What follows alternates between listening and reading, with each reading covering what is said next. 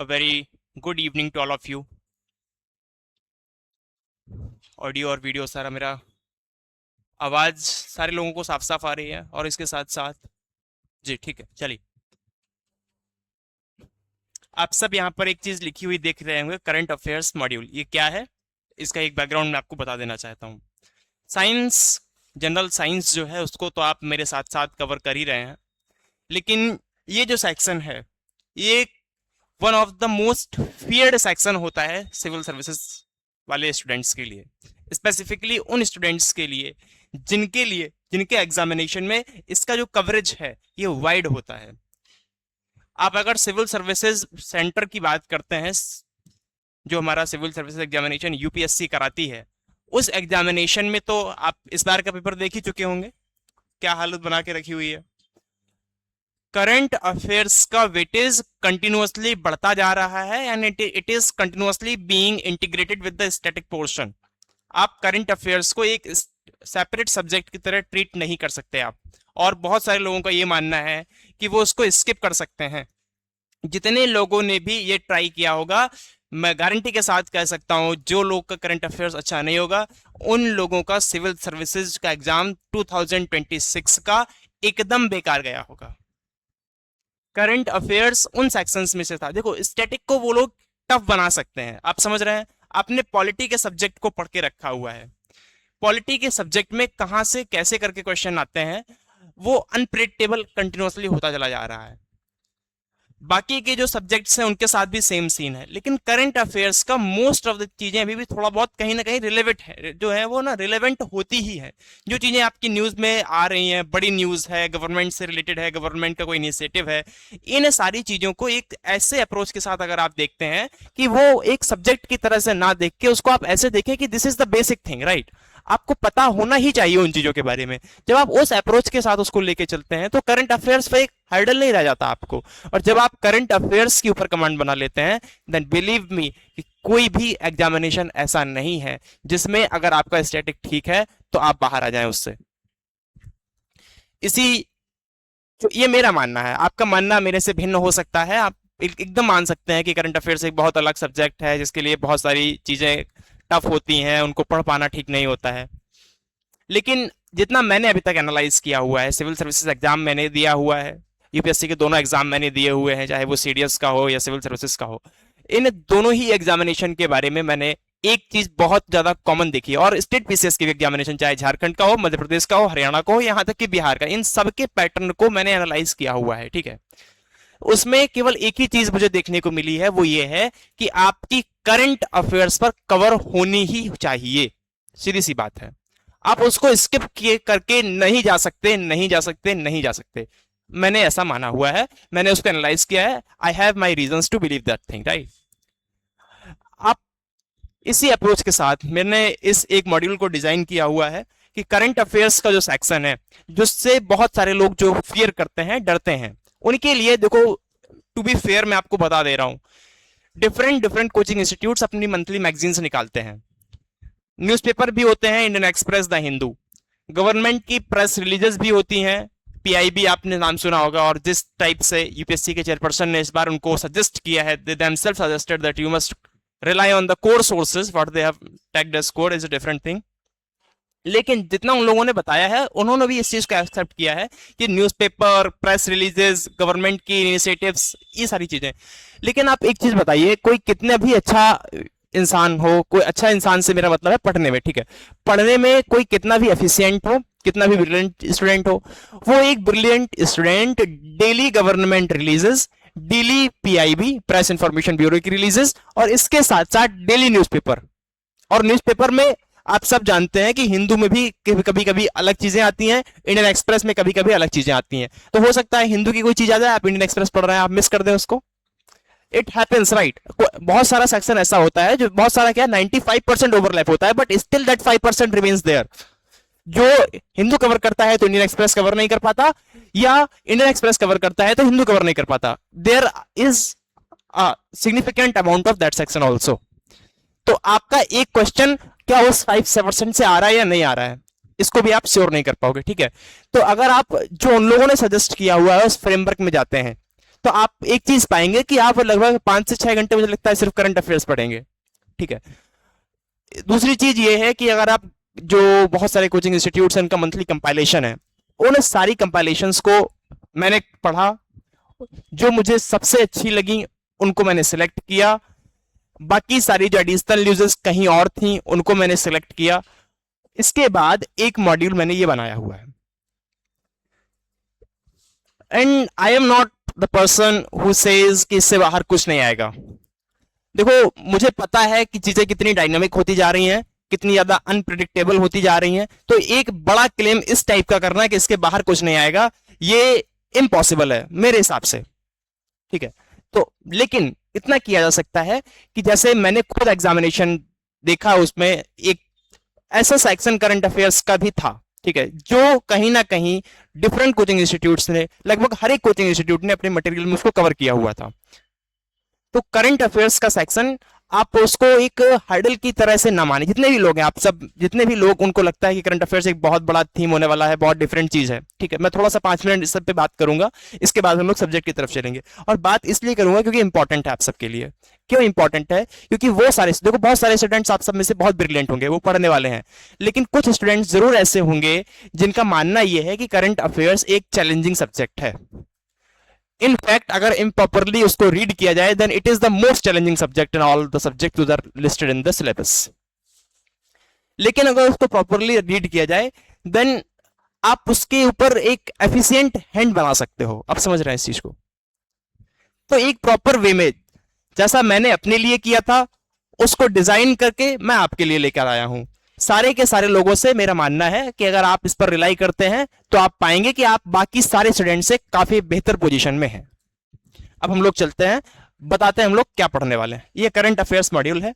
हम लोग subject wise, जैसे पॉलिटी है, इकोनॉमी है, जो कोर सब्जेक्ट्स होते हैं, पॉलिटी हो गया, इकोनॉमी हो गया, एनवायरमेंट, जिनका करंट अफेयर्स का वेटेज इंपॉर्टेंट होता है, सबसे ज्यादा होता है, या और भी जैसी चीजें जिनका होता है, हम किसी भी सब्जेक्ट को करंट अफेयर्स के लिए इग्नोर नहीं करेंगे। ठीक है, चाहे वो आर्ट एंड कल्चर हो, चाहे वो फेमस पर्सनालिटीज के बारे में हो, कोई भी चीज हो, चाहे वो प्लेसेस के बारे में हो, पर्सनालिटीज के बारे में हो, पॉलिटी हो, एनवायरनमेंट हो, इसके अलावा इकोनॉमी का सेक्शन हो, कोई भी चीज हो, तो इन सब सारी चीजों को हम लोग कवर करेंगे। ठीक है। आज हम लोग जो शुरू करने जा रहे हैं, पॉलिटी एंड गवर्नेंस की जितनी भी करंट अफेयर्स पिछले एक साल में अप्रैल से लेकर अब तक रही हैं, उनको हम लोग कवर करेंगे। और लेकिन ये आज नहीं हो जाएगा, this is a big task, right? हम लोग इसको आज इनिशिएट करने वाले हैं, एक आगे लेके चलते हैं, शुरुआत करते हैं, और एक अच्छी शुरुआत में मैं आप चाहूंगा आप सब इससे जुड़े। नोट्स, ये पीपीटी में इनफ इंफॉर्मेशन लिखी हुई है, मैं एज इट इज आपको दे दूंगा। बाकी आप सब जानते हैं, न्यूज़पेपर पढ़िए, मंथली कंपाइलेशन कवर करिए, and these are the basic sources, everyone knows about them, right? So let's start today. और सारे लोग प्लीज फोकस के साथ पढ़ें, आप अपने पूरे के पूरे ध्यान को यहां पर रखें, क्योंकि डिजिटल टेक्नोलॉजी के आ जाने से जो एक अच्छी चीज हुई है वो ये हुई है कि बहुत सारा डाटा सारे लोगों को एक्सेसिबल हो गया है। दूसरी चीज ये हुई है कि जो डाटा क्योंकि एक्सेसिबल हो गया है, तो लोग सिलेक्ट ही नहीं कर पा रहे कि मुझे किस पर फोकस करना है और किस पर नहीं करना है। They keep scrolling things, right? But this is not how the things works. आप एक कॉग्निटिव ओवरलोड के शिकार हो जाएंगे अगर आप ऐसे करेंगे। तो आपको प्रायोरिटी सेट करनी है, आपको देखना है कि मुझे इस चीज के ऊपर ध्यान रखना है, मुझे ये देखना है, बस। फोन एक बहुत बड़ा हर्डल बनता चला जा रहा है, आप सब देखेंगे उसको। आप किसी और चीज के लिए फोन उठा रहे हैं, कोई कुछ और देख रहा है। बहुत सारे लोगों, मैंने देखा है, मेरे भी फ्रेंड सर्कल्स में ऐसे लोग हैं जिनकी कंटिन्यूअसली ये बात रहती है कि फोन उठाता हूं कुछ करने के लिए, कुछ टाइम बाद पाता हूं कि कुछ और कर रहा हूं। और आप में से मैं जानता हूं बहुत सारे लोग इस चीज के साथ कनेक्ट भी कर पाएंगे। तो बेसिक चीज ये रखिए कि जो आपने सर्च करना है, आप उसको खट से सर्च करिए, इसके बाद फोन को उठा के रख दीजिए। इससे फोकस बढ़ेगा, फोकस बढ़ने से ही मेमोरी बढ़ती है। अगर आपका मन कहीं और है, तो आपकी जो सेंसेस हैं और आपकी जो मेमोरी है, इनके बीच में एक वायरिंग नहीं बन पाती है, क्योंकि मन ही वो चीज है जो अगर फोकस कर देगा और उस वायरिंग को जितना स्ट्रांग कर लेगा, मेमोरी में उतना ज्यादा अच्छा क्वालिटी का डाटा जाएगा और उतना अच्छा वो स्टोर रहेगा। तो मन को फोकस करके रखिए उस चीज के ऊपर। अब चलते हैं, बहुत ज्यादा मुझे लगता है ज्ञान वगैरह हो गया है। चलिए, करंट अफेयर्स, और मैंने आपको बता भी दिया था कि ये स्पेसिफिकली कौन से सब्जेक्ट का रहने वाला है। सब्जेक्ट तो नहीं कहेंगे, थीम कहेंगे हम इसे। पॉलिटी हो गया, जो गवर्नेंस हो गया, ठीक है, कोशिश करेंगे कि गवर्नमेंट्स की कुछ स्कीम्स को भी जो पॉलिटी से रिलेटेड है हम लोग इसमें कवर करें। ठीक है, आते हैं हम लोग कि पहले हम लोग कहां से शुरू करने वाले हैं। We are going one by one, right. ये देखिए अभी क्या हुआ था कि 2025 में रिसेंटली इमरजेंसी, आप जानते हैं आपातकाल, आपातकाल जो है वो 1975 में हमारे देश पर एक बार लागू हुआ था, जिसमें बहुत सारे चैलेंजेस ऐसे हुए थे जिनके ऊपर शाह कमीशन एक बिठाई गई थी और उसमें सर्टेन एनोमलीज को उन लोगों ने फ्लैग आउट किया हुआ था। दे सेड कि the reasons those were there to impose the emergency at that time were not satisfiable, right. तो 2025 में 50 years since the imposition declared on June 25, 75 lasting until March 21, 1977, Indira Gandhi government ने जो सबसे चर्चित इमरजेंसी मानी जाती है उस इमरजेंसी को 50 साल पूरे हो गए हैं। ठीक है, कब लगाई गई थी ये? 25 जून। ये आपको याद नहीं करना, मैं आपको बताऊंगा आपको फोकस किस चीज के ऊपर करना है। और ये कब से कब तक रही? 1977 से। आपको एक नाम याद यहां पर कर लेना है, एक कमीशन इन लोगों ने बनाई हुई थी, शाह कमीशन। शाह कमीशन, इसके जो रिकमेंडेशंस आती हैं, these recommendation led to 44th constitutional amendment act 1978। 1978 में जो संविधान संशोधन हुआ था, इनकी रिकमेंडेशंस को भी उसमें सम्मिलित किया गया था। क्या है समझते हैं। इमरजेंसी इन इंडिया, सबसे पहले अगर पहला क्वेश्चन आपसे यह पूछा जाता है कि from which source the concept of emergency has been taken or integrated into Indian constitution, कौन से सोर्स से आपातकाल का जो प्रावधान है हमारे संविधान में वो कहां से लिया गया है? तो आपातकाल का जो प्रावधान है वो 1935 के एक्ट से लिया गया है, गवर्नमेंट ऑफ इंडिया एक्ट 1935 से। कुछ लोग कहेंगे कि जर्मनी के संविधान से। उसमें थोड़ा सा एक क्लैरिटी है, वो ये है कि the suspension of fundamental rights during emergency इस प्रोविजन को जर्मनी से लिया गया है, the Weimar constitution of the Germany. But emergency का कॉन्सेप्ट इटसेल्फ जो है वो हमारे 1935 के एक्ट से लिया गया है। अब बहुत सारी चीजों को मैं एक्स्ट्रा बताऊंगा, आप keep noting them, right, if you want to, of course. तो सोर्सेस क्या है? सस्पेंशन ऑफ फंडामेंटल राइट्स जो है वो वीमर कॉन्स्टिट्यूशन ऑफ जर्मनी से लिया गया है। बट मैं लिख दे रहा हूं यहां पर 1935 के government of India act GOI से क्या लिया गया था आपका? The concept of emergency. ठीक है, ये यहां से लिया गया। आर्टिकल्स कहां से कहां तक है?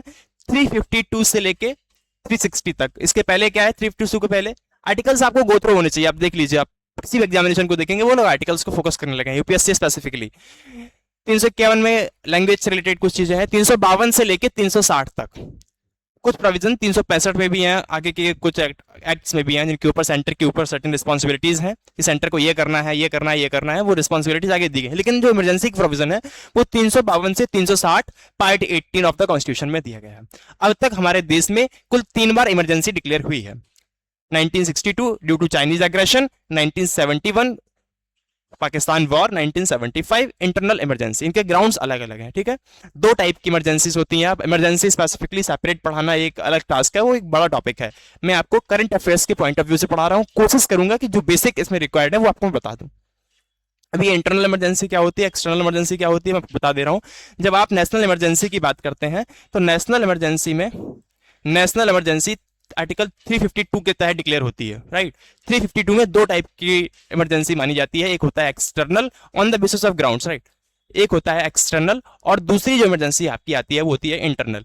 ये एक्सटर्नल इंटरनल का डिवीजन कॉन्स्टिट्यूशन में नहीं है, लेकिन इसको ऐसा इसलिए कहा गया है क्योंकि जो एक्सटर्नल इमरजेंसी है इसको ग्राउंड्स इसके डिक्लेयर करने के थोड़े से अलग होते हैं। मतलब जिनका सोर्स आउटसाइड इंडिया हो, जैसे आपका वॉर हो गया तो वॉर एक एक्सटर्नल फैक्टर है, राइट। एग्रेशन हो गया, कोई आपकी टेरिटरी को एग्रेस कर रहा है, राइट, उसको ट्रेस पास करने की कोशिश कर रहा है, तो ये एक्सटर्नल फैक्टर है। जब इन फैक्टर्स पे डिक्लेयर होती है तो एक्सटर्नल इमरजेंसी उसको कहा जाता है। इंटरनल में क्या है? इंटरनल में क्या होता है कि जैसे मान के चलो, पहले इसका नाम था इंटरनल डिस्टर्बेंस। ये बहुत वेग टर्म था, इंटरनल डिस्टर्बेंस, क्योंकि इसको आप किसी भी चीज को कह देंगे कि इंटरनल डिस्टर्बेंस हो गया। और इंदिरा गांधी गवर्नमेंट में 1975 में इसी को यूज करके इमरजेंसी लगाई थी, जिसको बाद में सुप्रीम कोर्ट ने भी क्रिटिसाइज किया हुआ था और शाह कमीशन ने उसकी कुछ रिकमेंडेशन भी दी थी। तो ये जो इंटरनल डिस्टर्बेंस है, इसी टर्म को बाद में आर्म्ड रिवेलियन, एक स्पेसिफिक टर्म यहाँ पे दिया गया कि जब तक देश में सशस्त्र विद्रोह ना हो जाए, आर्म्ड रिबेलियन, तब तक जो है इंटरनल इमरजेंसी को या इमरजेंसी को, नेशनल इमरजेंसी को 352 के तहत डिक्लेयर नहीं किया जाएगा, इंटरनल बेसिस पर मैं बात कर रहा हूं, ठीक है। आर्म्ड रिबेलियन जो है, सॉरी ये मैंने रिबेलियन यहां पर ठीक नहीं लिखा है, रेबेलियन, आर्म्ड रेबेलियन, राइट। इस टर्म को रिप्लेस किया गया, कब हुआ ये? तो 44th कॉन्स्टिट्यूशनल अमेंडमेंट एक्ट में, CAA 1978, ठीक है। तो ये होगा आपका एक्सटर्नल और इंटरनल इमरजेंसी के बारे में। अगली चीज क्या है, 44th अमेंडमेंट एक्ट से क्या क्या चेंजेस हुए थे इसको देख लें। उसके पहले हम लोग थोड़ा सा कुछ चीजों के बारे में बात करते हैं। नेशनल इमरजेंसी होती क्या है, अथॉरिटी डिक्लेयर कौन करता है? तो आप सबको जल्दी से इस बात का पता होना चाहिए कि प्रेसिडेंट जो है वो डिक्लेयर करता है। पहले क्या था कि जो प्राइम मिनिस्टर के कह देने पर प्रेसिडेंट डिक्लेयर कर सकता था, ठीक है। अब क्या है, काउंसिल ऑफ मिनिस्टर से रिटन नोटिस जब तक प्रेसिडेंट के पास नहीं पहुंचेगा डिक्लेयर नहीं किया जा सकता। ये बात 44th में जोड़ी गई थी। कौन डिक्लेयर करता है? अथॉरिटी कौन है? President, right. After receiving written decision of union cabinet, parliamentary approval दोनों हाउसेज से 1 मंथ के अंदर उसको अप्रूव हो जाना चाहिए। मतलब पार्लियामेंट जो प्रेसिडेंट का ऑर्डर होता है वो फिर पार्लियामेंट में ले किया जाता है, उसको रखा जाता है, पार्लियामेंट में टेबल होता है, उसके ऊपर दोनों हाउसेस 1 मंथ के अंदर उसको अगर नहीं करते हैं तो फिर वो सीज टू एग्जिस्ट, मतलब वो नहीं रहेगी फिर इमरजेंसी। ड्यूरेशन 6 महीने के लिए होती है। Can be extended indefinitely with parliamentary approval every 6 months। अब इसको इनडेफिनिटली कितने भी टाइम के लिए लगा सकते हैं, कैसे? आपको हर 6 महीने पर पार्लियामेंट से सेम प्रोसेस में उसको अप्रूव कराना होगा। ये provision 44th constitutional amendment act से जोड़ा गया। तीसरी चीज, when the Lok Sabha is dissolved, समझो पार्लियामेंट का मतलब होता है प्रेसिडेंट, राज्यसभा और लोकसभा। आर्टिकल 79 डिफाइन करता है ऐसे ही पार्लियामेंट को कि पार्लियामेंट के 3 लोग होंगे, प्रेसिडेंट, लोकसभा और राज्यसभा। राज्यसभा एक परमानेंट हाउस है, लोकसभा डिसॉल्व होता है हर 5 साल में या उसके पहले भी at the will of the president, जब भी मेजोरिटी नहीं हुई तो डिसॉल्व होता है, मतलब it is affected by dissolution while Rajya Sabha is not.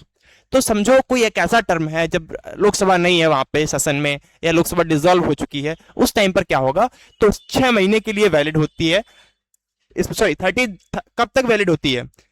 आप पार्लियामेंट में जो लोकसभा की सेटिंग होती है 6 महीने की नहीं, मैं बता दे रहा हूं, सॉरी फॉर दैट।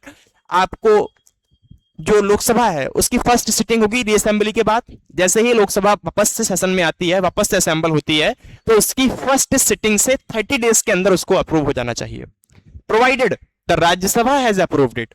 लेकिन राज्यसभा को कर ही देना चाहिए तभी लोकसभा तक वो पाते हैं। अगर राज्यसभा ने नहीं किया है उसको तो फिर वो वहीं पर खारिज हो जाती है, ठीक है। Provided the Rajya Sabha has approved it. Majority, special majority, what is this? Special majority is the majority of total membership, पहली चीज, plus 2/3 majority of the present and voting. Revocation, it can be revoked by president at any time without parliamentary approval. Revocation किसी भी emergency में जरूरी नहीं है, ध्यान रखना। रिवोकेशन जो है वो एक अलग टर्म है और कुछ लोग इसको ऐसे कहते हैं डिसअप्रूवल।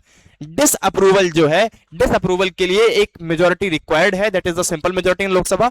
लेकिन रिवोकेशन के लिए कोई मेजोरिटी रिक्वायर्ड नहीं है, प्रेसिडेंट अपने सेम ऑर्डर को वापस ले सकता है। There is no need for approval of parliament. अगला, सेंटर स्टेट रिलेशन। सेंटर में issue executive direction on any subject. अब क्या होगा, क्योंकि सेंटर के पास आज सारी पावर आ गई, वो किसी भी राज्य को किसी भी मुद्दे पर अपनी सलाह दे सकता है, और सेंटर की सलाह नहीं होती। आप समझ रहे हैं, वो आपने नाना पाटेकर का डायलॉग सुना होगा कि हम जब बोलते हैं तो सिर्फ आदेश देते हैं, जब बोलते हैं तो सिर्फ आदेश, मतलब हम सलाह भी देंगे पर सेंटर के लिए वो ऑर्डर का काम है, ठीक है। तो सेंटर में issue executive directions on any subject, state, union, residuary, किसी भी कंकरेंट, किसी पर भी। Parliament can legislate on state list, article 250 कहता है। प्रेसिडेंट में मॉडिफाई रेवेन्यू डिस्ट्रीब्यूशन, और ये रेवेन्यू डिस्ट्रीब्यूशन को मतलब फाइनेंशियल, स्टेट और सेंटर के बीच में जो फाइनेंशियल रिलेशंस होते हैं उनका जो प्रोपोर्शन होता है, उनको मिलने वाले रेवेन्यू का डिस्ट्रीब्यूशन होता है, प्रेसिडेंट उसको मॉडिफाई कर सकता है। टेन्योर क्या हो सकता है, लोकसभा और स्टेट लेजिस्लेटिव असेंबली का जो टेन्योर है वो 1 साल के लिए बढ़ाया जा सकता है और उसको अप्रूव किया जाता है हर साल, ठीक है। Not beyond 6 months after the emergency ends, 1 year at a time. एक बार में 1 साल के लिए बढ़ाएंगे, फिर अप्रूव करेंगे, फिर बढ़ाएंगे 1 साल के लिए, ऐसा। लेकिन जैसे ही इमरजेंसी बंद की, जैसे ही इमरजेंसी को रिवोक कर लिया गया प्रेसिडेंट के द्वारा, फिर 6 महीने के अंदर सारी की सारी टर्म जो है वो वापस हो जाते हैं। और इसके बाद फंडामेंटल राइट्स, तो ये एक डिफरेंट टॉपिक 358 359। 358 का डिफरेंट है, 359 का डिफरेंट है। वो फंडामेंटल राइट्स कौन कौन से सस्पेंड हो जाएंगे, सस्पेंड नहीं, फंडामेंटल राइट्स कभी सस्पेंड नहीं होते, आप इस चीज को क्लैरिटी रखें। Fundamental rights are never suspended during emergency, rather the right to, आप कह सकते हैं कि आपको सुप्रीम कोर्ट में जाने का जो राइट है, जो the remedial right for the violation of those articles is suspended. आपको रेमेडी का राइट नहीं मिलेगा कि आप वहां पे जाएं क्योंकि मेरे इस राइट को वायलेट किया है स्टेट ने या किसी और थर्ड पर्सन पार्टी ने, तो आप उसकी रेमेडी सीख नहीं कर सकते, बट द राइट्स रिमेन। जैसे इमरजेंसी हटी, राइट्स, वो रेमेडियल राइट्स दोबारा से आ जाते हैं। तो एनफोर्समेंट जो है वो सस्पेंड होता है, ना कि rights of article under 359 except article 20 and 21। 20 और 21 कभी नहीं हो सकते। 358 में कहते हैं कि आर्टिकल 19 ऑटोमेटिकली सीज हो जाता है, उसके लिए भी है कि एक्सटर्नल में होगा, इंटरनल में नहीं होगा। 44th अमेंडमेंट एक्ट से, ये इंपॉर्टेंट है, इसको ध्यान रखना, बहुत सारे क्वेश्चन यहां से आते हैं। क्या है? Union cabinet to communicate to president in writing, जब तक यूनियन कैबिनेट प्रेसिडेंट को राइटिंग में नहीं देगी इमरजेंसी डिक्लेयर नहीं होगी, पहली चीज जोड़ी गई। दूसरी चीज, approval with in a month by special majority, एक महीने के अंदर, पहले ये टाइम 2 महीने था। फिर आर्टिकल 20 और 21 रिमेन एनफोर्सेबल, आर्टिकल 20 और 21 को आप कभी अलग नहीं कर सकते, ठीक है। उनकी रेमेडीज जो है वो हमेशा रहेगी, the remedial rights for article 20 and 21 shall always be enforceable no matter which type of emergency is declared.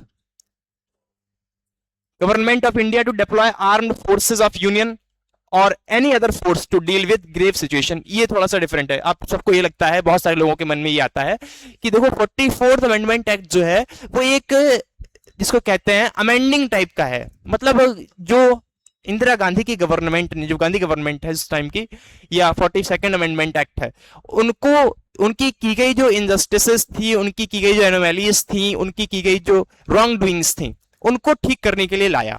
अब इसमें एक प्रोविजन ये है कि government of India to deploy armed forces, ये तो स्टेट के ऊपर और इंपोजिशन हो गया। ये ऐसा इसलिए है क्योंकि पहले क्या करते थे, थोड़ा सा भी कोई भी चीज स्टेट के अंदर गड़बड़ हुई, आपने इमरजेंसी लगा दी। अब इनके लिए प्रोविजन ये बना दिया कि इमरजेंसी लगाने की हर बार जरूरत नहीं है। जैसे आपने बंगाल में चुनाव के समय देखा, तो चाहते तो इमरजेंसी, पहले अगर ये प्रोविजन ना होता तो वो लोग कर देते, वो लोग इमरजेंसी डिक्लेयर कर देते, लेकिन क्योंकि ये प्रोविजन है, अब आप अपने आर्म्ड फोर्सेस, सीआरपीएफ, सीआईएसएफ, इन सबको वहां पे डिप्लॉय कर सकते हैं। खट से भेजिए, उसको कंट्रोल कर लीजिए, ठीक है। तो ये पॉजिटिव है, ये नेगेटिव नहीं है।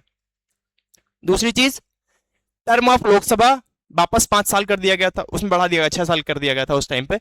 आर्टिकल 83 और 172 आप सबको पता होगा कि जो लोकसभा के टर्म्स हैं, ड्यूरेशन है, लोकसभा के नहीं, मैं पूरे पार्लियामेंट की बात कर रहा हूं, दोनों हाउसेस के टर्म्स में 83 में दिया गया है और 172 में स्टेट्स के टर्म्स को दिया गया है, दोनों हाउसेस के, ठीक है। और जुडिशियल रिव्यू भी कर दिया था, क्योंकि 39th अमेंडमेंट एक्ट में इन लोगों ने क्या किया था कि जुडिशरी के स्कोप से बाहर कर दिया था इमरजेंसी को, ठीक है।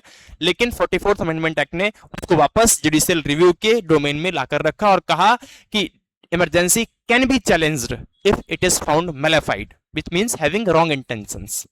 अगर किसी अलग भावना से, जो कि जस्टिफाइड नहीं है, जस्टिफिएबल नहीं है, अगर उसके बेसिस पे आपने इमरजेंसी को इंपोज किया हुआ है, तो इसको रिवोक किया जा सकता है। सुप्रीम कोर्ट उसको अलग कर देगा जुडिशियल रिव्यू को लेकर, ठीक है। और सुप्रीम कोर्ट के पास ये भी राइट है कि वो उस स्टेट की लेजिस्लेचर को, या और भी दूसरी चीज, किसी भी स्टेट की, जहां पे, क्योंकि ये लोग क्या करते हैं, लेजिस्लेचर को डिसॉल्व कर दिया जाता है जनरली, स्टेट इमरजेंसी में भी ऐसा होता है। इसमें क्या होता है, इसको साइड कर दिया जाता है, डिसॉल्व नहीं किया जा सकता, ठीक है। डिसॉल्व नहीं करते जनरली नेशनल इमरजेंसी में। लेकिन अभी क्या होगा कि अगर गलती से भी स्टेट इमरजेंसी है, नेशनल इमरजेंसी, स्टेट इमरजेंसी में डिसॉल्व कर दिया जाता है सेंटर की, जो स्टेट की गवर्नमेंट है, तो स्टेट की गवर्नमेंट को डिसॉल्व अगर कर दिया है, तब भी सुप्रीम कोर्ट उसको वापस से ठीक कर सकता है। इट में रिवाइव दैट असेंबली, ठीक है। ये हो गया हमारा आज का। अब इसमें कुछ डेट्स दी गई हैं। 39th अमेंडमेंट एक्ट में किया हुआ, 38 में बाइट जुडिशियल रिव्यू, 39th में parliament empowered to decide disputes, 76 में भी और बहुत सारी पावर्स पार्लियामेंट ने ले ली, 77 में साई कमीशन, और 1978 में finally this term came 44th amendment act. ये हमारा इमरजेंसी को लेकर है, ठीक है। अब यहां से आपका स्टैटिक भी रिवाइज हो रहा है और हम लोग इसको भी पढ़ रहे हैं, ठीक है। आगे चलते हैं। नेक्स्ट थिंग है assent to state bills. State bills क्या होते हैं, जल्दी से आप लोग पहले मुझे बताइए कि स्टेट बिल्स होते क्या हैं। स्टेट बिल्स का मतलब है जो आप स्टेट के लेजिस्लेटिव असेंबलीज में, जैसे पार्लियामेंट की प्रोसीडिंग होती है, पूरी ड्राफ्ट आता है, बिल आता है, रीड होता है, 6 स्टेजेस से गुजरता है, फिर एक एक्ट बनता है प्रेसिडेंट के साइन के बाद। ऐसे ही सेम स्टेट में भी आता है। स्टेट में क्या होता है कि स्टेट के बिल्स को आप गवर्नर से रेटिफाई कराते हैं, ठीक है। कुछ बिल्स ऐसे होते हैं जिनके लिए डिफरेंट डिफरेंट कमीशंस ने ये कहा है कि गवर्नमेंट को इन बिल्स को रिजर्व करना चाहिए और प्रेसिडेंट को दिखाना चाहिए, it shall be recommended to president. तो प्रेसिडेंट को रिकमेंडेशन करने के लिए कभी कभी क्या होता है, गवर्नर खुद अपने पास बहुत समय तक रखा रहता है, इसके बाद क्या करते हैं कि उसको प्रेसिडेंट को जब रिकमेंड करते हैं तो प्रेसिडेंट काफी लंबे समय तक के लिए रख लेते हैं उसको। तो कुछ स्टेट्स ने इस पर आपत्ति जताई, उस आपत्ति के तहत जो सुप्रीम कोर्ट है उसने कुछ बातें कही, उनको समझना है। 16th presidential reference. Presidential reference का मतलब होता है कि जो प्रेसिडेंट है, प्रेसिडेंट जो है वो सुप्रीम कोर्ट से एडवाइस ले सकता है आर्टिकल 143 यूज करके, and the supreme Court is bound to give it certify, right. Court can not impose any timelines. इन लोगों ने क्या हुआ था, सुप्रीम कोर्ट में एक केस गया और उस केस के बेसिस पर क्या हुआ, सुप्रीम कोर्ट के जज ने क्या दिया कि टाइम इंपोज कर दिया था कि प्रेसिडेंट को इतने समय के अंदर, शायद 6 मंथ था, उतने समय के अंदर आपको इसको असेंट देना ही होगा, इसके बियॉन्ड आप नहीं जा सकते। सुप्रीम कोर्ट ने अपने इस ऑर्डर को रिव्यू किया, रिव्यू करने के बाद क्या किया, उसको नलीफाई किया और कहा कि द सुप्रीम कोर्ट और any judicial organ has no such power so that it can impose the timeline on the recommendation or the assent of on the recommendation of governor sent bills to presidents। तो उन bills के ऊपर कोई भी ascent की timeline आप नहीं कर सकते, क्योंकि आपने जैसे इन्फोर्स किया, you have bound president and governors, आपने बाउंड कर दिया कि आपको करना ही है। This means you are enforcing your will power which is not mentioned anywhere in the constitution. उसी चीज को इन लोगों ने किया है कि the court can not impose timelines for decisions. Court timeline नहीं दे सकते। आप इतना कह सकते हैं कि बहुत लंबे समय तक डिले मत रखिए, उन सब चीजों को डिले रखेंगे तो उसके आधार पर आप उसको जुडिशियल रिव्यू कह सकते हैं। सुप्रीम कोर्ट कभी कह सकता है कि आप हमारा रिव्यू लीजिए, क्या दिक्कत आ रही है, यही सब चीजें। तो डीम्ड असेंट जो है, कह दिया था कि अगर 6 महीने तक नहीं करोगे या एक टाइमलाइन के बाद नहीं करोगे तो मान लिया जाएगा कि वो हो गया। तो डीम्ड असेंट जो है, it is unconstitutional. Governor, president, they cannot, but same thing, governors and president cannot sit on bills indefinitely. इसका मतलब ये नहीं है कि आप हमेशा के लिए रख के बैठ गए, उसको कुछ भी कर रहे हैं उसके साथ, ठीक है, ये रोक के रखे हैं उसको। आपको इंडेफिनिटली बैठने का भी राइट नहीं है, समझ रहे हैं, और ऑफ कोर्स होना भी नहीं चाहिए। लिमिटेड जुडिशियल रिव्यू है आपके पास। सुप्रीम कोर्ट क्या कहता है, supreme court advice is not required in every time. Supreme court की एडवाइस जो है हर बार लेना जरूरी नहीं है, हर एक प्रेसिडेंशियल डिफर्ड बिल के ऊपर जो पहले इन लोगों ने कहा हुआ था उसको ठीक अपोज किया है। State of Tamil Nadu versus governor of Tamil Nadu judgment आया है। इनएक्शन इज अनकॉन्स्टिट्यूशनल, बहुत लंबे समय तक टाल नहीं सकते। गवर्नर कैन नॉट रिजर्व री इनेक्टेड बिल, री इनेक्टेड जो बिल है आप उसको टाल नहीं सकते। ये यही वाला है जिसके ऊपर सुप्रीम कोर्ट ने रेफरेंस दिया हुआ है। No absolute description under article 200। Article 200 ये कहता है गवर्नर को पावर दी गई है, governor has been given the 4 options, it may either ratify, it may withhold his governor can first he may give his or her assent, he may withhold her assent, ask for reconsideration, and the 4th option is that it can recommend that bill to president, refer कर सकता है। 4 options है governor के, article 200 का sign, ठीक है। Discretion subject to judicial review, आपने किस डिस्क्रिशन पे उसको रोक के रखा है, it is subject to judicial review. ये इस रूलिंग का बात कर रहे हैं हम, ये state of Tamil Nadu versus governor of Tamil Nadu का जो जजमेंट है इस पर हम लोग बात कर रहे हैं, ठीक है। On bills reserved for unconstitutionality president should seek एससीज एडवाइजरी ओपिनियन। अब बिल्स को क्यों रिजर्व किया जाता है मैं बता दे रहा हूं, उसके पीछे के सर्टेन कॉजेज हैं, और वो कॉजेज ये हैं कि कभी कभी प्रेसिडेंट को या गवर्नर को ये लगता है कि it violets the relationship between the state and centre, sometimes interstate also, sometimes it violates the provision of the constitution, so it is unconstitutional something। तो ये कहा गया है कि अगर गवर्नर और प्रेसिडेंट को ये लगता है कि बिल अनकॉन्स्टिट्यूशनल है तो आप सुप्रीम कोर्ट की एडवाइस लीजिए। ये इस जजमेंट की रूलिंग्स थी, ठीक है। Governor of the state is not answerable to any court, वो आंसरेबल नहीं है कि आपने क्यों रोका, कोर्ट में उसकी हाजिरी नहीं हो सकती, बट एक्शन में भी चैलेंज। इन एक्शन जो है आपके आपने उसके ऊपर काम क्या किए हैं, दे में भी चैलेंज, राइट। अब गवर्नर के पास क्या इम्यूनिटी है उसको देख लेते हैं। 361 का 1 कहता है governor of a state is not answerable to any court but actions may be challenge. 361 का 2 कहता है it provides absolute immunity to governor from the criminal proceedings till the time he is in office. जब तक वो अपने tenure को पूरा नहीं कर लेता तब तक उसके ऊपर क्रिमिनल प्रोसीडिंग नहीं चलाई जा सकती। गवर्नर और प्रेसिडेंट की बात कर रहे हैं हम दोनों की। सिविल प्रोसीडिंग्स एक टाइमलाइन दे के शुरू की जा सकती हैं। कॉन्स्टिट्यूशनल प्रोविजंस क्या है, गवर्नर की रिस्पॉन्सिबिलिटी क्या है, स्टेट लेजिस्लेचर अगर पास करता है तो गवर्नर क्या कर सकता है, ही में ग्रांट, ही में विथहोल्ड, रिटर्न कर सकता है और रिजर्व कर सकता है। जैसे ही रिटर्न फॉर कंसिडरेशन और लेजिस्लेचर ने दोबारा उसको कह दिया, दोबारा उसको पास कर दिया, इट हैज री एनेक्टेड, राइट, तो फिर क्या होगा, governor must give ascent.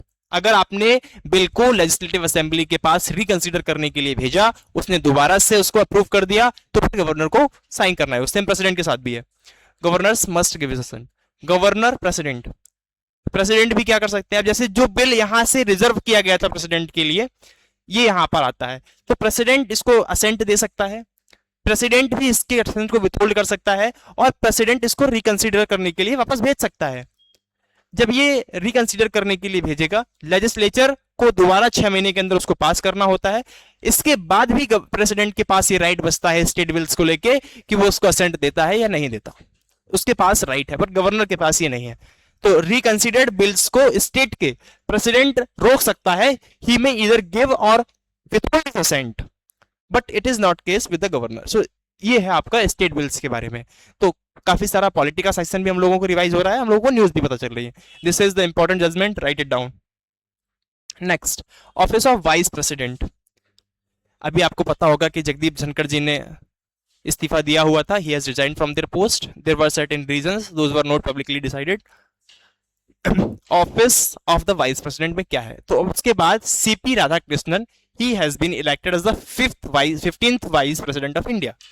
Bharat के 15वें उपराष्ट्रपति के रूप में सीपी राधाकृष्णन को निर्वाचित किया गया है, ठीक है।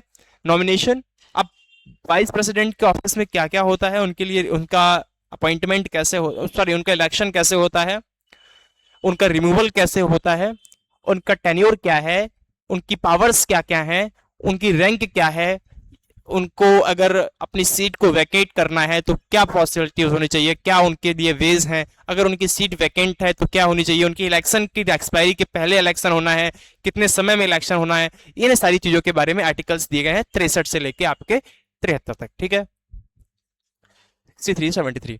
इसमें नॉमिनेशन के लिए होता क्या है, 20 प्रपोजर्स एंड 20 सेकेंडर्स। 20 लोग कहते हैं कि इनको चुनाव लड़ना चाहिए, 20 लोग उसका समर्थन करते हैं, तो व्यक्ति चुनाव में लड़ता है।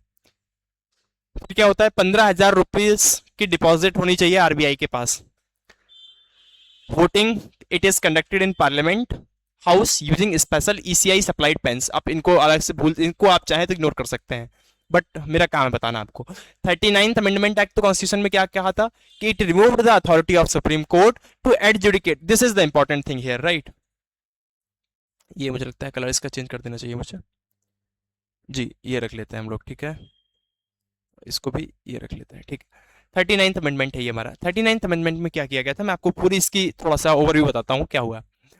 जो प्रेसिडेंट की इलेक्शंस के डिस्प्यूट्स होते हैं, प्रेसिडेंट जब मैं कहता हूं तो प्रेसिडेंट एंड वाइस प्रेसिडेंट दोनों आते हैं, बोथ आर प्रेसिडेंट। तो प्रेसिडेंट के जो इलेक्शन डिस्प्यूट्स हैं, इनको पहले सुप्रीम कोर्ट इनके जो डिस्प्यूट्स हैं उनको रिव्यू करता था, उन पे अपना जो मत है उसका या उसके ऊपर कोई डिसीजन देना है तो वो सुप्रीम कोर्ट का काम था।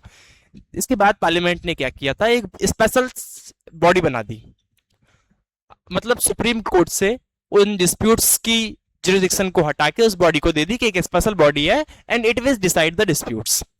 बाद में इसी को वापस से सुप्रीम कोर्ट को दे दिया गया है। तो फाइनल क्वेश्चन क्या है कि अगर आपसे कोई पूछता है कि who decides the election dispute of the president and the vice president, it is solely and formally the supreme Court of India. 39th में हुआ क्या था, it removed the authority of supreme Court, हटा दिया सुप्रीम कोर्ट को। Elections of president क्या किया था फिर, अब इसमें एक चीज और लिखा है, vice president, prime minister and speaker. President का, वाइस प्रेसिडेंट का, प्राइम मिनिस्टर और स्पीकर, इन लोगों के इलेक्शंस के जो डिस्प्यूट्स थे उसको एक अलग बॉडी से बना दी थी, वो रिजॉल्व करेगी। Instead a body constituted by parliament would be vested to power to resolve such election disputes. Later it was again conferred to supreme court. अब ये वापस से सुप्रीम कोर्ट के पास आ गया है। 71 and 72 protects the act performs. ये आपका है कि सुप्रीम कोर्ट है, वापस से 71 का 2 क्या कहता है, ये यूपीएससी के प्रीलिम्स में एक बार क्वेश्चन भी आया है कि जो प्रेसिडेंट है उनके द्वारा एक्ट किए गए काम, अगर उनके मान के चलो कोई प्रेसिडेंट ऐसा होता है जिसका बाद में जो निर्वाचन है, उनका जो चुनाव है, या ये तय हो जाता है कि ये चुनाव खारिज किया जाना है, ये जो चुने गए हैं ये निर्वाचन ठीक नहीं था, कोई और व्यक्ति होगा, दोबारा चुनाव होगा। तो जो काम उन लोगों ने उन्हें किए हुए हैं, उन्होंने जो काम किए हुए हैं उस समय पर, तो क्या वो काम हटा दिए जाएंगे? इस चीज के लिए कहा गया है it protects the acts performed. 71 का 2 स्पेसिफिकली कहता है कि जो काम प्रेसिडेंट ने किए हैं वो रहेंगे। ठीक है, अब ये कैसे रिमूव होते हैं? तो रिमूव करने के लिए 67 का बी, मैं वाइस प्रेसिडेंट की बात कर रहा हूं, वाइस प्रेसिडेंट को रिमूव करने का प्रोसीजर 67 के बी में दिया गया है सबसेक्शन। इस पहले इनिशिएट होता है रिजोल्यूशन केवल राज्यसभा में। क्यों? क्योंकि आप सबको पता होगा कि राज्यसभा के ही वो स्पीकर होते बनते हैं, स्पीकर नहीं कहते उनको, उनको हम लोग कह सकते हैं चेयरमैन। ठीक है, तो राज्यसभा के चेयरमैन हमेशा वाइस प्रेसिडेंट एक्स ऑफिशियो होते हैं। तो इसलिए राज्यसभा के पास ही अथॉरिटी है कि वो इनिशिएट राज्यसभा ही कर सकती है उसका रिमूवल प्रोसेस को। Council of states advance 14 days का नोटिस मिलता है, राज्यसभा वोट करती है। इफेक्टिव मेजोरिटी, इफेक्टिव मेजोरिटी का मतलब होता है majority of the all then members of the house. जो वैकेंट सीट्स हैं उनको निकालिए, टोटल सीट्स में से जो सीटें खाली हैं उनको हटा दीजिए, जितने मेंबर्स बचते हैं उनकी मेजोरिटी होनी चाहिए, विच मींस 50% प्लस 1। लोकसभा एक बार राज्यसभा पास कर देती है तो फिर लोकसभा सिंपल मेजोरिटी से उसको अप्रूव कर देती है। ठीक है, the constitution does not specify who performs the vice president duties. This is the very important clarification one must have in its mind. आपको पता होना चाहिए कि जो काम प्रेसिडेंट है, मान के चलो प्रेसिडेंट की सीट अगर वैकेंट है तो वाइस प्रेसिडेंट प्रेसिडेंट की तरह एक्ट करता है। वाइस प्रेसिडेंट भी उस समय नहीं है तो सुप्रीम कोर्ट के जो चीफ जस्टिस हैं वो करते हैं, वो भी नहीं है तो जो सीनियर मोस्ट है वो करते हैं। लेकिन वाइस प्रेसिडेंट की सीट अगर वैकेंट है तो उनकी ड्यूटीज को कौन परफॉर्म करेगा, इसके बारे में कॉन्स्टिट्यूशन का कोई प्रोविजन नहीं दिया गया है, प्रेसिडेंट के बारे में दिया गया है। ध्यान रखना, it may be a technical question for most of the students. ठीक है, तो ये वाइस प्रेसिडेंट के बारे में हम लोगों ने कवर किया। चौथी न्यूज है स्पीकर ऑफ लोकसभा के बारे में बात करते हैं। ये क्या था? एक बेसिक क्वेश्चन है। जैसे मान के चलो मैं आपसे ये पूछता हूं, लोकसभा की असेंबली जो होता है, जो हाउस है, उस हाउस को कौन चेयर करता है? Who preside that house? आप कहेंगे स्पीकर। स्पीकर नहीं है तब कौन करता है? स्पीकर नहीं है का मतलब एक अलग सेंस है। देखो यहां पर बहुत इंपॉर्टेंट क्लैरिफिकेशन आपको रखनी चाहिए। पहली चीज तो यह है कि जब सीट वेकेंट हो, सीट वेकेंट अगर है तो फिर प्रेसिडेंट एक लोग को अपॉइंट करता है कि आप करेंगे। लेकिन अगर सीट जो है, और सीट वैकेंट का मतलब है परमानेंसी वैकेंसी है। वैकेंसी भी दो टाइप की होती है, परमानेंट मतलब कोई इलेक्शन हुआ ही नहीं है। जो टेम्पररी वैकेंसी है, टेम्पररी वैकेंसी इसको एब्सेंस कहते हैं। जो टेम्पररी वैकेंसी है उसको एब्सेंस कहते हैं और इसको वैकेंसी कहते हैं। एब्सेंस का मतलब है कि वो बीमार हो गए हैं और भी दूसरे इश्यूज कुछ हैं जिनकी वजह से वो नहीं आ रहे हैं, तो उस केस में कौन करेगा? तो स्पीकर नहीं है तो जो है डेप्यूटी स्पीकर। डेप्यूटी स्पीकर जब नहीं है तो कौन करता है? तो इसके लिए 10 मेंबर्स का एक पैनल ऑफ चेयरपर्सन्स बनाया जाता है। उन 10 में से कोई भी एलिजिबल होता है उसको हेड करने के लिए, उसको प्रोसाइड करने के लिए, उसको चेयर करने के लिए। इसी के बारे में ये न्यूज है। Section 9 in the rules of procedure and conduct of business in the Lok Sabha, at start of a session or as needed speaker nominates up to 10 MPs, 10 member of parliaments तक। और ये नॉमिनेशन कहां से होता है? वही मेंबर ऑफ पार्लियामेंट्स में से ही ये नॉमिनेशन होता है, स्पीकर करते हैं ये खुद। As a panel of chairperson, any of them may preside over the house in absence of speaker and deputy speaker। जब तक जो हमारे स्पीकर हैं वो भी है, वो ना हो, डेप्यूटी स्पीकर ना हो, तब इन 10 में से कोई से भी लोग प्रेसाइड कर सकता है, कोई भी प्रेसाइड कर सकता है। यही बात यहां पर दी गई है। डेप्यूटी स्पीकर की सीट के बारे में बात कर लेते हैं। ये ऑफिस 1921 में पहली बार आया था। Government of India act 1999 मॉन्टेगो Chelmsford इसको कहा जाता है, उसमें ये आया था। इसके बाद Sachchidananda Sinha first held this office in central legislative assembly. केंद्रीय जो विधान परिषद या विधानसभा थी उसमें सच्चिदानंद सिन्हा पहले थे। पहले अगर कहा जाए कि पहली बार कौन था तो सच्चिदानंद सिन्हा। एम.ए. अयंगर पहली बार इलेक्टेड हुए थे इंडिपेंडेंस के बाद।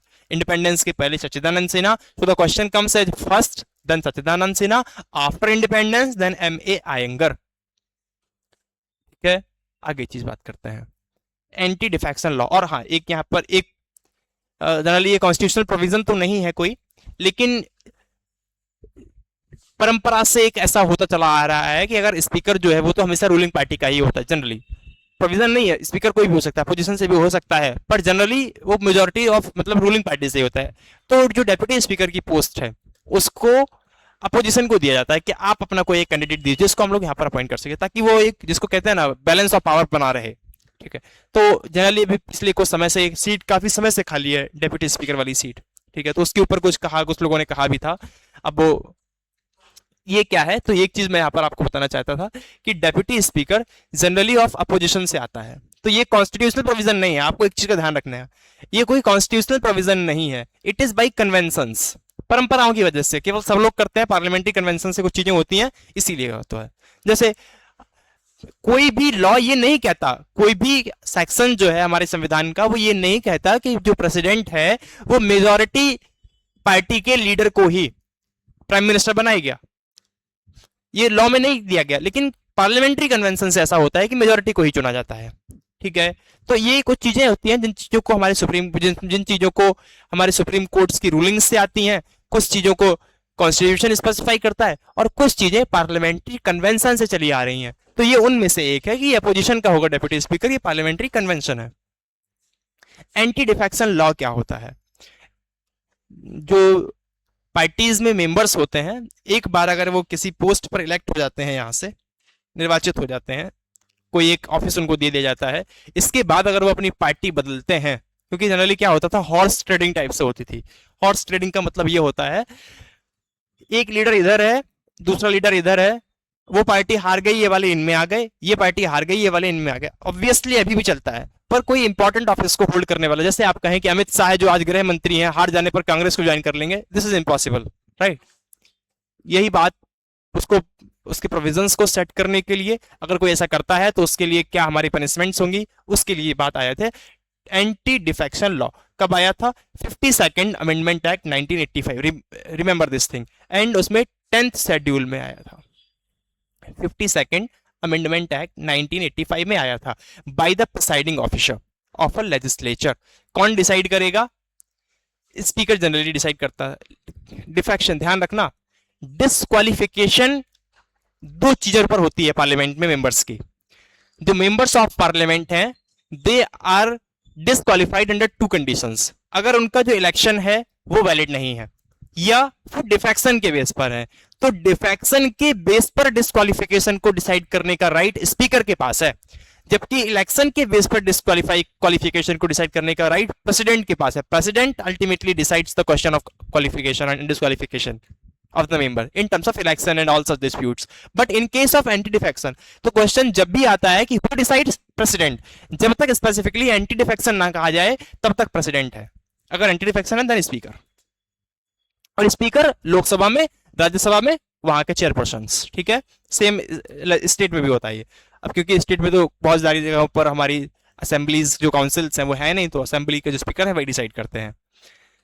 पढ़ लेते हैं, पड़ी ये नाम जो भी है मैं इसको प्रोनाउंस नहीं कर पा रहा हूँ, sorry for that. Kaushik Reddy versus state of Telangana 2025। इसमें क्या हुआ, it recently addressed significant delays by the speaker under the anti defection law, provides disqualification of MLA who voluntarily give up party membership after being elected on the party ticket. Party ticket पर elect हो जाने के बाद voluntarily कोई party को give up करता है, तो क्यों, उसके पीछे का क्या रीजन है, इसमें मैंने लिखा भी हुआ है। डिस्क्वालिफिकेशन कब होती है और एक्सेप्शन कब है।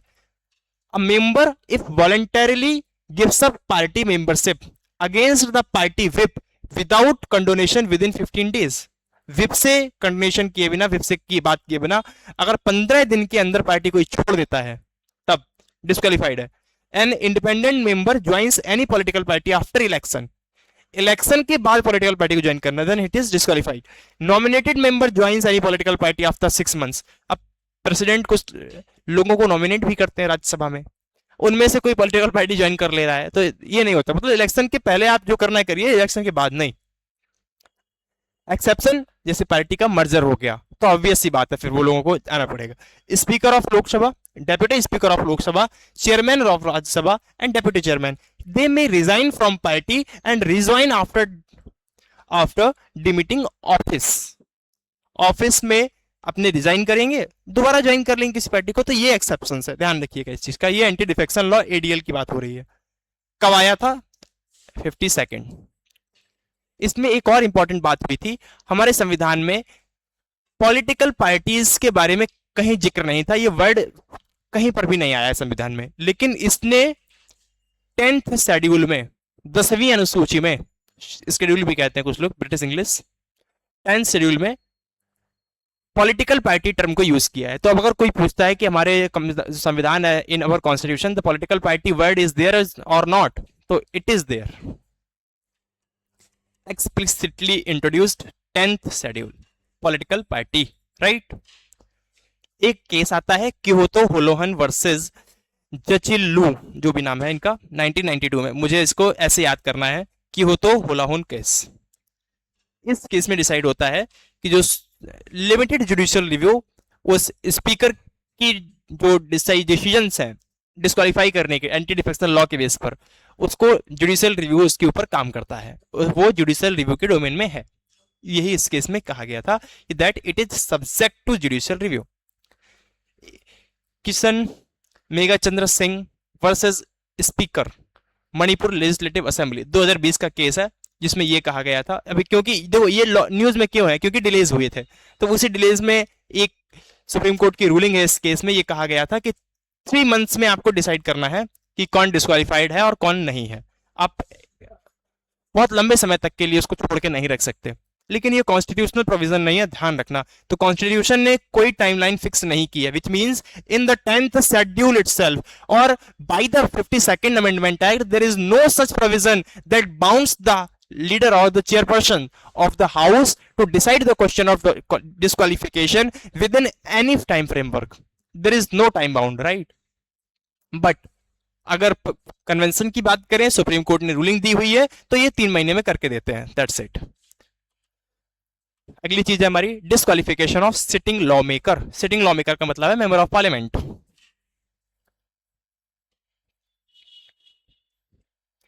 Karnataka MLA was disqualified under article 191, state की डिस्क्वालिफिकेशन यहीं से। कॉन्स्टिट्यूशनल प्रोविजंस क्या है? Article 102 for the centre, 191 for the state. They specify following conditions owing to which a MP or MLA respectively in the center and state can be disqualified। कब disqualify किया जाता है? तो चाहे वो क्वालिफिकेशन हो, देखो मैं दोनों चीजों को आपको क्लियर कर दे रहा हूं, जो क्वालिफिकेशन का क्वेश्चन है और क्वालिफिकेशन की प्रोविजंस और डिस्क्वालिफिकेशन के, इन दोनों ही प्रोविजन 2 जगह से लिए जाते हैं। पहली चीज तो है कॉन्स्टिट्यूशन में दिए गए हैं, दूसरी चीज है रिप्रेजेंटेशन ऑफ पीपल एक्ट 1951 में भी कुछ दिए गए हैं, तो दोनों जगह देखे जाते हैं, ठीक है। तो जो कॉन्स्टिट्यूशन में दिए गए हैं वो इतने हैं: office of profit, unsound mind, undischarged insolvent, not a citizen of India, defection, ये कॉन्स्टिट्यूशन है। और disqualification by any law parliament, ठीक है। रिप्रेजेंटेशन ऑफ पीपल एक्ट क्या कहता है? disqualified from contesting elections or continuing in office upon conviction for certain criminal offenses, जिनका imprisonment 2 साल या उससे ज्यादा है, अगर उनमें कोई भी इंसान नहीं, मतलब कोई भी MP या MLA उसका नाम आता है, उनके ऊपर कन्विक्शन हो जाता है उसका, तो फिर आपको डिसकंटिन्यू करना पड़ेगा। अगली चीज, it includes conviction for 2 years or more in crimes like bribery, rape, promoting enmity, untouchability, corruption and disloyalty. There are certain grounds, these are also mentioned in here. ठीक है, यहां तक की बात आप सबको क्लियर हुई? कैसा लग रहा है ये एक बार जरूर बताया आपको। To be genuine with you, this is my first attempt to try to help you guys learn the current affairs. ये मैं पहली बार ही कर रहा हूं, तो आप जैसा रिव्यू देंगे उसी के बेस पे मैं इसको कंटिन्यू करने वाला हूं, because I am also a person who gets disappointed on the failures. अगर मुझे लगता है कि मैं आपके अप टू मार्क परफॉर्म नहीं कर पा रहा हूं, then you drop your comment, I will try to improve my self at the best, but it is also dependent on your comment, right. आप अपने सजेशंस दीजिए, आपको लगता है कि कहीं पे इंप्रूवमेंट करने की जरूरत है, I will do my best to get up to the mark.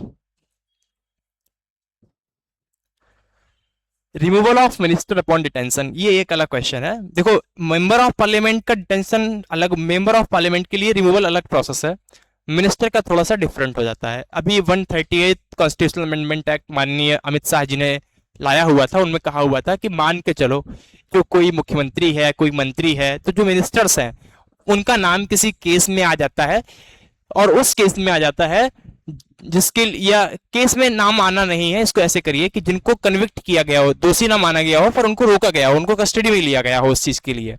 अब 5 साल से ज्यादा का दंड जिस क्राइम, जिस अपराध के लिए निर्धारित है हमारे सुप्रीम कोर्ट के द्वारा या डिफरेंट हमारे लॉ बुक्स में, आईपीसी, सीआरपीसी एटसेट्रा, तो जिनमें 5 साल से ज्यादा का दंड है जिन गतिविधियों की वजह से, जिन अपराधों में, उस अपराध में अगर कोई भी मिनिस्टर अगर अरेस्ट और डिटेन होता है 30 डेज के लिए, देन उनको रिमूव करना होगा, उनको रिजाइन करना होगा, और नहीं होगा तो क्वेश्चन क्या है, तो जो हेड होते हैं जैसे सीएम है, पीएम है, CM chief minister and PM prime minister, इनको प्रेसिडेंट रिमूव नहीं करते, ये ऑटोमेटिकली माने जाते हैं, लेकिन बाकी सबको प्रेसिडेंट रिमूव कर देते हैं, तो प्रेसिडेंट का रिमूवल नहीं माना जाएगा।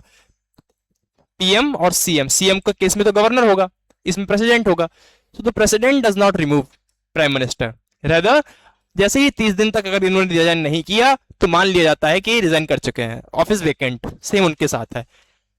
लेकिन मिनिस्टर्स को रिमूव कर सकते हैं 30 दिन के पहले, हो सकता है प्राइम मिनिस्टर जो प्रेसिडेंट है हमारे, वो पहले दिन ही उसको रिमूव कर दें, तो वो रिजाइन करे या ना करे उसको हटाया जा सकता है। So they do not enjoy any kind of security of tenure, 5 years or more imprisonment, right. Article 75, article 164, इनको इंप्रूव करने की, इनको अमेंड करने की बात हुई थी। ये तो सेंटर के लिए है, ये स्टेट के लिए है। और 293 ए provision for national capital territory Delhi, इसके लिए एक सेपरेट प्रोविजन आते हैं, तो इसके लिए यहाँ पे, लेकिन एक चीज इसमें इंपॉर्टेंट ये है कि मान के चलो आपका केस सब कुछ सुलट गया, सब कुछ सही हो गया, तो उस केस में क्या होगा, तो आप दोबारा से कैंडिडेट बन के इलेक्ट हो सकते हैं, फिर से मिनिस्टर बन सकते हैं। There is no bar on reappointment. Prime minister and chief minister, they must resign, they are not removed, read carefully, by 31st day of custody arrest. Rest are removed by president and governor as the case may be. President अगर centre का है तो, state में है तो governor remove करते हैं। तो हम लोगों ने आज 5-6 चीजों के बारे में मुझे लगता है बात की। सेशन का टाइमलाइन मुझे लगता है कि ये हो चुका है अप टू मार्क। इसके बारे में इसके आगे हम लोग चर्चा करेंगे अपनी अगली कक्षा में। लेकिन एक चीज से मेरी आपसे फिर से गुजारिश ये है कि आप जरूर बताएं कि क्या ये सेशन जो मैंने आपके लिए डिजाइन किया हुआ है ये आपको बेनिफिट कर रहा है। अगर हाँ, बहुत अच्छी बात है। अगर कोई सजेशन है और भी अच्छी बात है। I will try my best to get there. समझ में आ रही है मेरी बात को? ठीक है, मिलते हैं हम लोग अब नेक्स्ट सेशन में, और तब तक के लिए विदा लेता हूं मैं आप सबसे। आपकी परीक्षा नजदीक है, फोकस आप सब बनाए रखें लगातार, क्योंकि बहुत सारी चीजें, देखिए बात इस परीक्षाओं में मैं क्लियरली बात करना चाहता हूं आप सबसे।